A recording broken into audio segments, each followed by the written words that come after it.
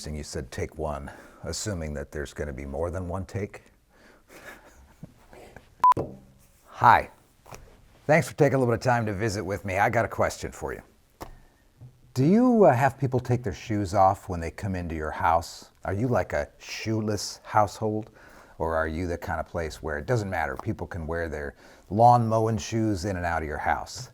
And what happens if you're a shoeless house and somebody comes in with their shoes on? What do? Do you ignore it? Do you say something about it? Who says something about it?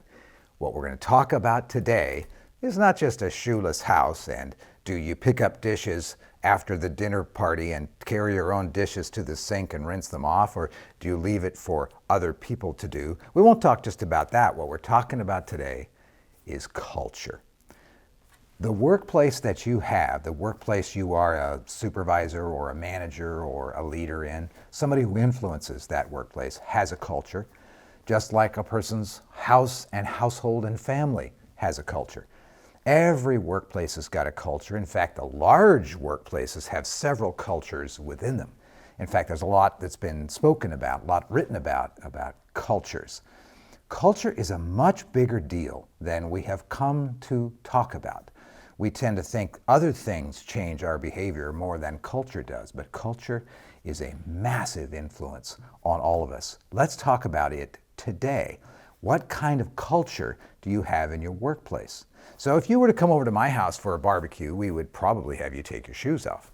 Because if we're all going to be inside, it's a shoeless house. And if somebody comes inside and they're standing in the entryway and they're going to hang around for a while, we would point at some slippers we have for them. Or we would say, hey, feel free, take your shoes off right there. And if you didn't take your shoes off, we would probably say something else to you, like, well, then you probably need to stay outside the entire time. We've got, like you do, probably some pretty nice floors in our house. And we want our floors to look nice, and we want people to feel comfortable when they come in, and so we provide slippers for them, or we ask them to take their shoes off. It's a shoeless house.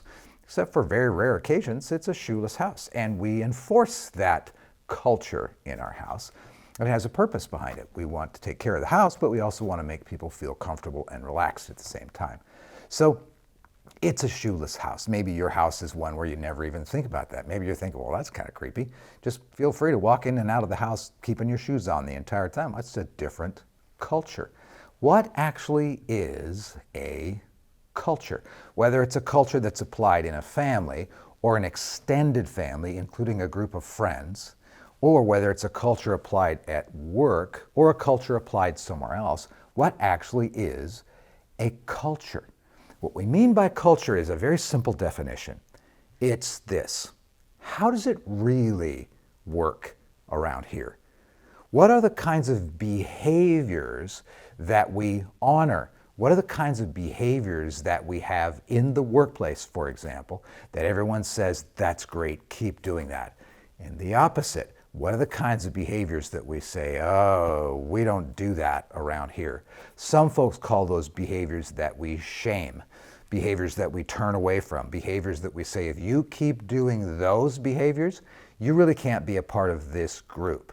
If you do these behaviors, you are a part of this group. And there are deep reasons why we honor certain behaviors and shame other behaviors. Even cultures that say there's no such thing as shame, no one should ever feel shame at all, they actually shame people who talk about shame. So it's just part of the human nature. It's part of how we work together in groups. We actually build these amazing cultures that honor certain types of behavior. And if you're going to have that kind of behavior, then that means you get to be a part of the group. If you don't have that kind of behavior, you can be on the outside of the group. The group isn't going to reject you as a human being, but it won't let you in and be a part of that group. So the answer to the question, what is culture, is very simple. It's very straightforward. How does it really work around here? That's culture. So if you come over to my house for a barbecue, it's likely the first time you come over, we'll take care of your plate. We'll get your food for you. We'll get a drink for you. We'll make sure that you're all comfortable. But the second time you come over, now you get to experience what the culture is really like. When you come in, you lose your shoes. We point at the refrigerator. You say, you're hungry. There's the food. Or we say, hey, pick up your dishes after yourself, because you're now part of the culture. If you want to be a part of what's going on, then you follow these basic behaviors. Workplaces are all exactly like that. Your workplace has a culture where it's very clear that if you're going to be in and you're going to be a part of this workplace and you're going to know what's going on and you're going to have good opportunities and you're going to have people who've got your back, then there's a series of behaviors that you will have in order to be in that group. And if you have other behaviors that the group doesn't want, you will not be in the group very long. And someone will say to you, that's not how it works around here. That's what a culture is. How does it really work around here? Now, I emphasize really because it's not necessarily how we write about it. It's not how it shows up on our website. It's not how we advertise it necessarily. It's how it actually works around here. That is a workplace culture. It's very powerful. Now you've got that idea, okay? That's not rocket surgery, so you got that all figured out. It's pretty straightforward. But there are a couple of kinds of workplace cultures. There are intentional workplace cultures, and there are accidental workplace cultures. And you can guess by just those terms what that means. An accidental workplace culture is a culture where the behaviors that we all say, yes, we want, just slowly built over time and they were almost accidental. We all decided to have this set of behaviors back in the day and now we still have them. And we didn't really think long term about the effect of those behaviors. The culture was cobbled together, a group of behaviors was cobbled together over a long period of time, and that's just kind of the way it is. No one really stops to think, are those the right behaviors for the kind of workplace culture we're trying to build? The intentional culture, on the other hand, is the kind of culture where we have carefully thought about the kinds of behaviors that we want to have. And the reason we want these behaviors and not those behaviors is because these behaviors that we pick intentionally help us accomplish our mission. So an intentional culture is one wherein our behaviors, the ones that we honor, are ones that all lead to us accomplishing in the most effective way the mission that we are about. That is what an intentional culture is. In fact, those are often seen as healthy cultures or vital cultures. That's an intentional workplace culture. Again, an accidental workplace culture is one they just kind of built over a long period of time and we just kind of do what we do and no one really stops to think, is this behavior all that helpful in us accomplishing our mission or our purpose? Now, all cultures have, I might be talking about you here, all cultures have what we call a keeper of the culture. In fact, several keepers of the culture if the culture is very large at all. If it's more than 3 or 4 people, if it's 30 or 40 or 50 or 100 people in a culture or thousands of people in a culture, there are people within that culture who are the exemplars of that culture. They're not just good examples, however, they are people who enforce the behavior. These are the people who say, without any problem, hey, we don't do that around here.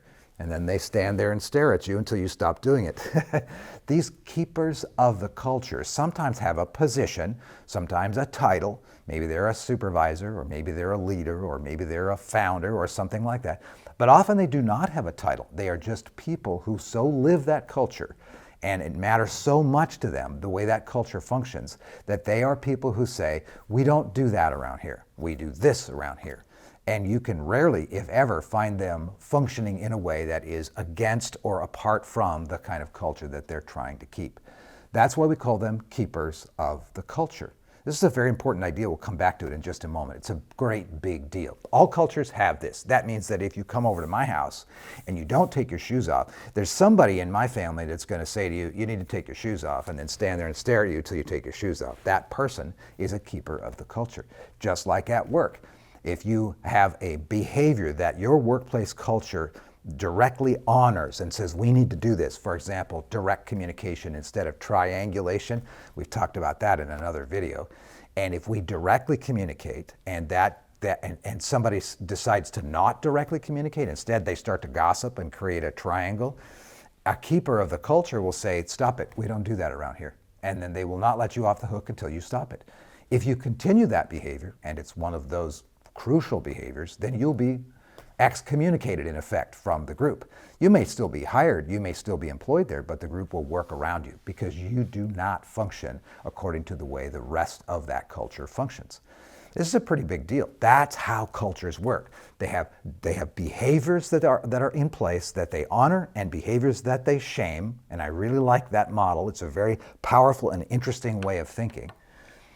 And they have people who say, wait, this is the behavior that we're after. And they are not afraid of saying, we don't do that, we do this, and then they live it that same way. All right, that is an incredibly important workplace culture.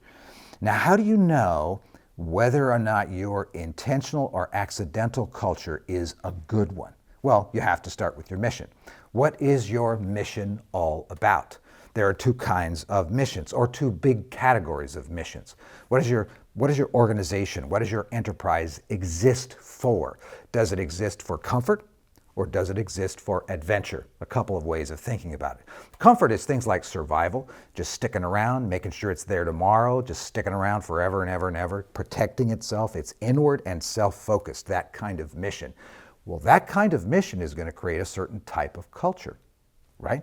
And then the other kind of mission is the adventure mission. That's a mission where you're setting out to accomplish something, to change something, to make something better. And the focus of the mission is outside of the group instead of within the group. Those two big buckets will then create two different types of opportunities to have different kinds of cultures. Generally speaking, if you have a mission that is adventure-based, that's focused outside of yourselves and on accomplishing something bigger than your own comfort, you will likely want to have an intentional culture. A culture wherein all of the behaviors that you honor are ones that are carefully talked about. Ones where we say, we do this, we don't do that, so that we can accomplish this mission outside of ourselves. Those cultures that are accidental and tend to be unhealthy and cobbled together over time tend to be ones that do not have an adventure-based mission, they have a comfort-based mission. Their mission is to survive, therefore all of their behaviors are inwardly focused and about being comfortable. The sad thing about it is that you're not going to be comfortable, you're not going to be safe if that's your mission. Eventually, somewhere down the road, you will implode as a group. Therefore, the only really worthwhile mission to have, to call people to live, to accomplish, is a mission that I like to call an adventure mission, and a mission that's designed to get us to go accomplish something bigger than ourselves and outside of ourselves. Those tend to therefore have cultures that are intentional and intentionally healthy cultures. All right, now we got the idea. We know what culture is. And we know that culture has to start by us understanding what our mission is. And our mission is either going to be outside of ourselves, adventure, or about ourselves, comfort.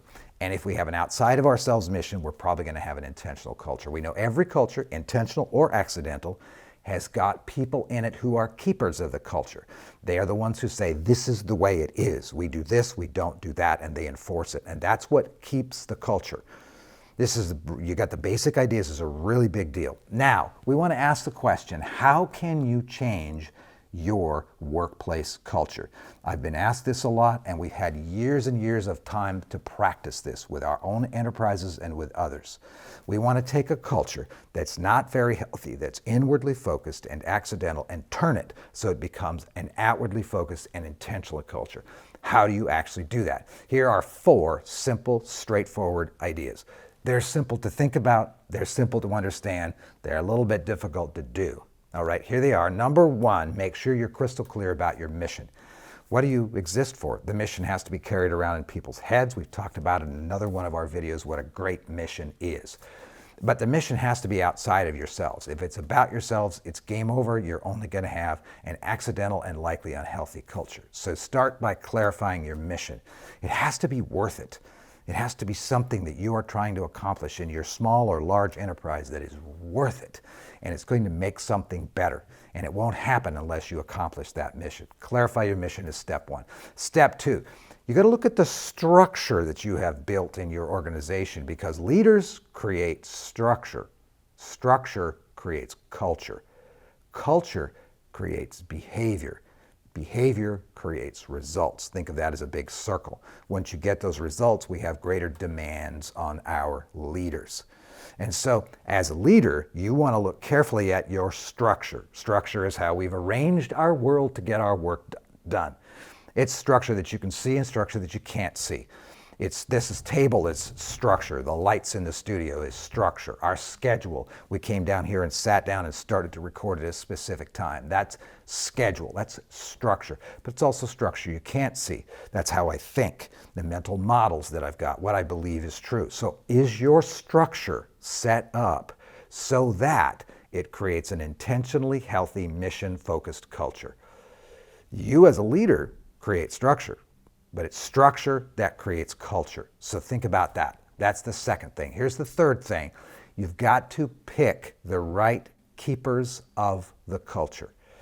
Many times we have had the opportunity to help within our own enterprises or others pivot and turn a culture so that it becomes more healthy. And once we understand what the mission is and we've clarified what that is, once we're clear about the structures that are in place that we have to work with or that we need to change, then we need to carefully pick the right people to be keepers of our culture. This can be a little bit awkward because if you've got an unhealthy, accidental culture, there may be a few people within that culture to whom everyone looks as an example, as exemplars of this unhealthy culture, and they follow their lead, that you do not want to have in that role anymore. You need to take them out of that role and you need to put somebody else in that role, and you need to be fairly public about it. You are now the people who are the keepers of the culture. You might not like that term. It sounds like a zookeeper, but you can come up with another term that fits you better. You are the people we're going to actually now start following. And because you are acting already like we want you to act, and we want everyone else to act or to behave within this healthy culture, you have to change the people who are the leaders. And you, as the leader of the entire organization or as a part of a group of leaders, have to turn down the volume that comes from the people who are saying, do it my way, who are unhealthy keepers of the culture, and turn up the volume on people who you want to be healthy keepers of the culture. You'll have to go to them specifically and say, I want you to lead this culture. You'll have to ask them to be keepers of the culture and pivot the attention to them. That is an incredibly important step, and it might take a few weeks or months to be able to make that happen. They have to be fairly courageous people. They have to be people who care more about the mission than they do about their own reputation and about their own feelings. They have to be people who like adventure over comfort and a few other characteristics that make for a really good keeper of the culture. Here's the fourth thing. You have to be able to openly reward or honor, like I said a while ago, the behaviors of the intentional, healthy culture. You have to say that's what we're after, that's what we're after, that's what we're after. Be very, very open about it. And by your silence, you can imply this is not the behavior over here that we want. Or in some cases, you need to be fairly public about it and say that behavior that some of you are doing, that is not the way we do it around here. Be very open about the behavior that you honor and the behavior that is shamed. And then there may be a place down the road where there are some people who hang on to that old behavior in that old culture that you have to say you just don't fit here anymore. And they have to be made available to industry if you're the kind of organization that can do that and can do that with grace and dignity. And so that those people can step into another environment and another enterprise, another job. Okay, that's pretty hard to do, hard emotionally to do, but it's much easier to do when you have an entire culture that is honoring these behaviors and shaming, in effect, those behaviors. And the word shame is a much more subtle word than what it even sounds like. It's just simple. It's a very straightforward thing where we say, we don't do that around here. We want you to be part of our group, but we don't do that around here. So it's really interesting. It's a very fun way to think about culture, and I hope you have some fun thinking about it with your workplace culture. Ask yourself this question: are we an intentionally healthy culture where the behaviors that we honor are ones that help us accomplish our mission? Or are we just kind of accidentally the kind of culture that we are? Has it just sort of happened over time? Do we think, well, that's the culture, that's just the way it is, we have to live with it? Well, that's an accidental culture. If you have one of those cultures and you want to change it to one of these cultures, then rewind this thing, listen to it again. I know I spoke quickly and covered a lot of ground in a few minutes here, so listen to it again and think about it. Drop me an email, send a comment down below in here, and we can have a conversation about how you can make this pivot actually take place. So the people that you lead deserve good leadership. They deserve to be called to do something that is worth it, something that is an adventure, something that they can accomplish and that they can be proud of. And in order to do that, we have to have a culture that flows from a mission, that flows from your leadership. So there you go, some thoughts, a lot of them in a short period of time, about how to create an intentionally healthy culture. Here's to you. Keep up the good work. See you soon.